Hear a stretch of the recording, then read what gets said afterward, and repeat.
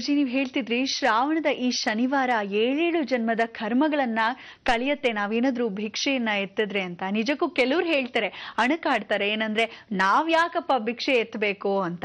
ಆದ್ರೆ ನಿಜಕ್ಕೂ ಹೇಳ್ಬೇಕಂದ್ರೆ ತಂದೆ ತಾಯಿಯರ ಭಿಕ್ಷೆಯಿಂದ ನಾವು ಹುಟ್ತೀವಿ, ಹಾಗೆ ಪ್ರಕೃತಿಯ ಭಿಕ್ಷೆಯಿಂದ ಊಟ ಮಾಡ್ತೇವಿ. ಒಂದಲ್ಲ ಒಂದ್ ರೀತಿ ನಾವು ಭಿಕ್ಷೆ ಎತ್ತಾನೆ ಇರ್ತೀವಿ. ಆದ್ರೆ ಇಲ್ಲಿ ಪ್ರತ್ಯೇಕವಾಗಿ ಒಂದು ವಾಡಿಕೆ ಬಂದಿದೆ ಭಿಕ್ಷೆಯನ್ನ ಎತ್ತೋದು. ಅಂದ್ರೆ ನಮ್ಮಲ್ಲಿರೋ ಅಹಂನ ನಾವು ಕಳೀತಾ ಇದೀವಿ ಅಂತಾನೆ ಹೇಳ್ಬಹುದಲ್ವೇ ಗುರುಜಿ? ನೋಡಿ, ಈ ಶನಿವಾರದಲ್ಲಿ ಬಹಳ ವಿಶೇಷ ಅಂದರೆ ಯಾವತ್ತೂ ನಾವು ಭಿಕ್ಷೆ ಎತ್ತಬೇಕು ಅನ್ನೋದಕ್ಕೆ ಸಾಕ್ಷಿ ರೂಪ ಅಂದರೆ ಭಗವಂತನ ಹಾಕಿರೋ ಭಿಕ್ಷೆ. ರಾತ್ರಿ ಮಲಗಿರೋನು ಬೆಳಗ್ಗೆ ಹೇಳ್ತಾನೆ ಇಲ್ವೋ ಗ್ಯಾರಂಟಿ ಇಲ್ಲ. ಎದ್ದ ಮೇಲೆ ನೋಡ್ತಾನೆ, ಅಬ್ಬಾ ಎದ್ದಿದ್ದೀನಪ್ಪ, ಇವತ್ತು ನೀನು ಹಾಕಿರೋ ಭಿಕ್ಷೆಯಲ್ಲಿ ಬದುಕಿದ್ದೀನಿ ಅಂದರೆ ಆ ಭಿಕ್ಷೆ ಅಂತಕ್ಕಂಥ ಆತ್ಮವನ್ನು ನನ್ನ ದೇಹಕ್ಕೆ ಮತ್ತೆ ವಾಪಸ್ ಕಳಿಸಿರೋದ್ರಿಂದ ಹೋಗಿರೋ ಆತ್ಮನ ಎಲ್ಲೋ ಸಂಚಾರ ಮಾಡ್ತಾ ಇರುತ್ತೆ. ರಾತ್ರಿ ಹೊತ್ತು ಹೋಗಿರ್ತಕ್ಕಂಥ ಆತ್ಮನ ಮತ್ತೆ ವಾಪಸ್ಸು ಸರಿ ಇವತ್ತು ಇರ್ಬೋದು ನೀನು ಅಂತ ಒಂದೊಂದು ದಿವಸ ಒಂದೊಂದು ಕ್ಷಣ ಒಂದೊಂದು ಆಹುತಿ ನಮಗೆ ಕೊಡ್ತಾನೆ ಇರ್ತಾನೆ ಭಗವಂತ. ನೋಡಿ, ಅಗ್ನಿ ಅಂತಕ್ಕಂಥ ಈ ದೇಹದಲ್ಲಿ ಆಹುತಿಯನ್ನು ಕೊಟ್ಟಾಗ ಹವಿಸ್ಸು ನಮ್ಮ ಸೇರಿದ ಹಾಗೆ ಅಗ್ನಿ ಹೇಗೆ ಸೇರ್ತಾನೋ ಹಾಗೆ ನಮ್ಮ ಆತ್ಮ ಅಗ್ನಿ ಸ್ವರೂಪ. ಅದು ಮತ್ತೆ ವಾಪಸ್ ತಿರುಗಿ ಹವಿಸ್ಸ ಥರ ನಮ್ಮ ದೇಹಕ್ಕೆ ಬಂದು ಸೇರ್ಕೊಳ್ಳುತ್ತೆ.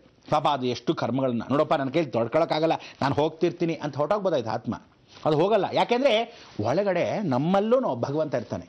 ಭಗವಂತ ಒಂದೊಂದು ಕಡೆಯೂ ಇರ್ತಾನೆ. ಹೃದಯದಲ್ಲಿ ಸಾಕ್ಷಾತ್ ಲಕ್ಷ್ಮೀನಾರಾಯಣದ ಹೃದಯ ಕಮಲಗಳಲ್ಲಿ ಲಕ್ಷ್ಮೀನಾರಾಯಣ ವಾಸವಾಗಿದ್ದಾನೆ. ನಮ್ಮನ್ನು ಪಾಲಿಸ್ತಕ್ಕಂಥವರು ನಮ್ಮ ಹೃದಯ ಕಮಲದಲ್ಲಿ ವಾಸವಾಗಿದ್ದಾರೆ. ನಾನೇನು ಮಾಡೋದಯ್ಯ ಬಡವನಯ್ಯ ಅಂತ ಹೇಳಿ ಭಗವನ ಉಳ್ಳವನು ಶಿವಾಲಯ ಮಾಡಿ ಎಲ್ಲಿ ಮಾಡಿದರೆ ಒಳಗೆ ಮಾಡಿರ್ತಕ್ಕಂಥ ಅಂತರಾಳದಲ್ಲಿ ಭಗವಂತ. ಮನೆಯೇ ಮಂತ್ರಾಲಯ, ಮನಸ್ಸೇ ದೇವಾಲಯ. ಅದಕ್ಕೆ ಮನಸ್ಸೊಳಗೆ ಭಗವಂತನ ಒಂದೊಂದು ದೇಹದಲ್ಲೂ ಒಂದೊಂದು ಅಣುದಲ್ಲೂ ಭಗವಂತ ಇರ್ತಾನಂತೆ. ಯಾವಾಗ ಸತ್ತೋಗ್ತಾನೆ ಅಂದರೆ ಮನುಷ್ಯ ಸಾಯೋದು ಒಂದೊಂದಾಗಿ ಹೊಟ್ಟೋಗ್ತಾರಂತೆ. ಕೈಗಳಲ್ಲಿರ್ತಕ್ಕಂಥ ನರಗಳಲ್ಲಿ ಒಂದು ಅಧಿದೇವತೆಗಳು, ಅದಕ್ಕೆ ಅಶ್ವಿನಿ ದೇವತೆಗಳು ಅಂತ ಕರೀತಾರೆ. ಅಶ್ವಿನಿ ದೇವತೆಗಳು ಹೊರಟು ಬಿಡ್ತಾರಂತೆ. ಹೊರಟಾಗ ಸ್ವಲ್ಪ ಮಟ್ಟಿಗೆ ಕಣ್ಣಿಗೆ ಮಂಜು ಬರುತ್ತೆ. ಸರಿ, ಅದಾದಮೇಲೆ ನರಗಳೆಲ್ಲ ಹೊರಡ್ತಾರೆ. ಸರಿ, ಶುಕ್ರ ದೇವತೆಗಳು ಸರಿ ಆಯಿತು, ಅವರೆಲ್ಲ ಯಕ್ಷ ಕಿನ್ನರ ಕಿಂಪುರುಷಗಳು ಅವರೆಲ್ಲ ಹೊರಟು ಬಿಡ್ತಾರೆ. ಆಗೇನಾಗುತ್ತೆ, ಕೈ ಜೋಮ್ ಹಿಡ್ಕೊಳ್ಳೋದು, ಕೈ ಎತ್ತಕ್ಕಾಗಲ್ಲ, ಬಿದ್ದು ಹೋಗುತ್ತೆ, ಎಲ್ಲ ಬಿದ್ದು ಹೋಗ್ತಾ ಬಂತು. ಸರಿ, ಇದನ್ನೆಲ್ಲ ವ್ಯವಸ್ಥೆ. ಅದಕ್ಕಾದ್ಮೇಲೆ ಬೆನ್ನಲ್ಲಿರ್ತಕ್ಕಂಥ ನರ ದೌರ್ಬಲ್ಯ, ಅದರಲ್ಲಿ ಯಕ್ಷ ಕಿನ್ನರ ಕಿಂಪುರುಷಗಿಂತ ವಿಶೇಷವಾಗಿರ್ತಕ್ಕಂಥದ್ದು.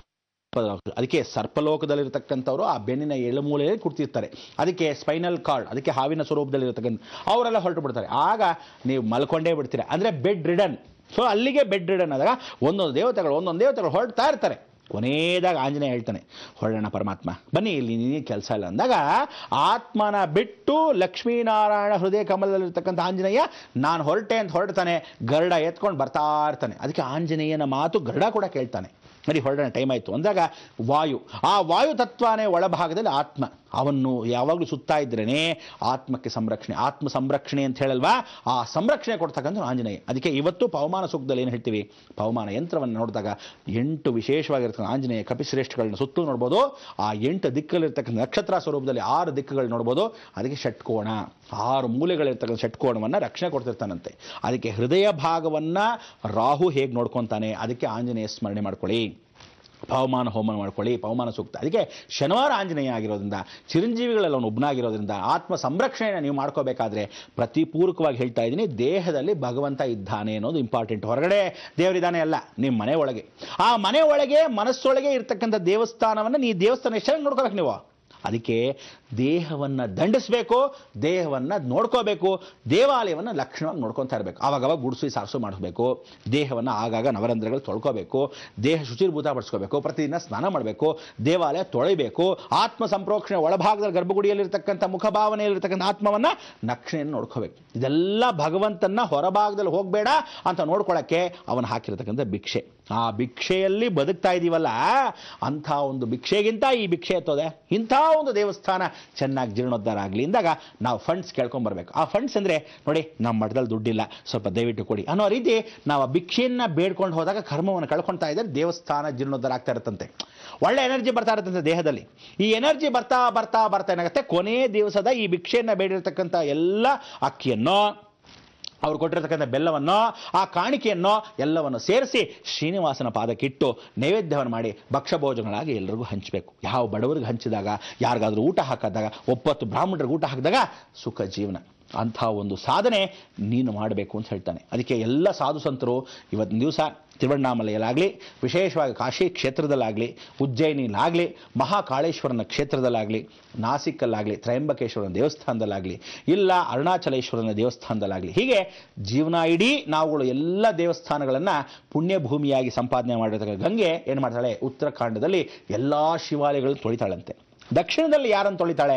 ಮಹಾವಿಷ್ಣು ಪಾದ. ಅದಕ್ಕೆ ಪಾದನ ದರ್ಶನವನ್ನು ಮಾಡಬೇಕಾದ್ರೆ, ಈ ಪುಣ್ಯಕಾಲವನ್ನು ಸಂಪಾದನೆ ಮಾಡಬೇಕಾದ್ರೆ ಪಾದದಿಂದ ದೇವರ ದರ್ಶನ. ಭಗವಂತ ಮೇಲಿರ್ತಾನಂತೆ, ಕೆಳಭಾಗದಲ್ಲಿ ಪಾದದಲ್ಲಿ ಕರ್ಮವನ್ನು ಕಳ್ಕೋ, ತೊಳಿ ಪಾದವನ್ನು, ಸೇವೆ ಮಾಡೋ.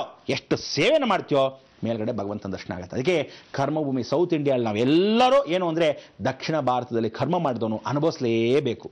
ಅವ್ರು ನೋಡ್ರಿ ಪೂಜಾ ಪುನಸ್ಕಾರ ಮಾಡಲ್ಲ, ಚೆನ್ನಾಗಿದ್ದಾರೆ. ಯಾಕೆಂದ್ರೆ ಪುಣ್ಯಭೂಮಿಯಲ್ಲಿ ಇದ್ದಾರೆ, ಹುಟ್ಟಿರೋದೇ ಅಲ್ಲಿ. ನಾವೇನು ಮಾಡೋಕ್ಕಾಗತ್ತೆ? ಕೊಲೆ ದರೋಡೆ ಏನು ಮಾಡಿದ್ರು ಸಹ ಅವ್ನು ಚೆನ್ನಾಗೇ ಇರ್ತಾನೆ. ಒಂದ್ಸರಿ ಗಂಗೆಯಲ್ಲಿ ಮುಳುಗಿ ಎದ್ಬಿಟ್ರೆ ಪಾಪ ಕರ್ಮಗಳು ಹೋಯ್ತಂತೆ. ನಮ್ದು ಹಾಗಲ್ಲ, ಆ ಕರ್ಮಗಳು ಹಾಗೆ ಇರುತ್ತೆ. ಅದಕ್ಕೆ ಭಾರತ ದೇಶದಲ್ಲಿ ಹುಟ್ಟಿರ್ತಕ್ಕಂಥ ನಾವುಗಳು ಕರ್ಮವನ್ನು ಕಳ್ಕೊಳ್ಳೋಕ್ಕೆ ಬಹಳ ಪುಣ್ಯ ಮಾಡಬೇಕು. ಯಾಕೆಂದರೆ ಇಡೀ ಜಗತ್ತಲ್ಲಿ ಕಲಿಯುಗದಲ್ಲಿ ಉಳಿಯೋದೇ ಕರ್ಮಭೂಮಿ. ಅದಕ್ಕೆ ಇವತ್ತೂ ಹೇಳ್ತಾ ಇದ್ದೀನಿ, ಯಾರ್ಯಾರು ಕೋಟ್ಯಾಧೀಶ್ವರ ಆಗಿದ್ದೀರಿ ಅಂತ ನೋಡ್ಕೊಂತ ಕೂತ್ಕೋಬೇಡಿ.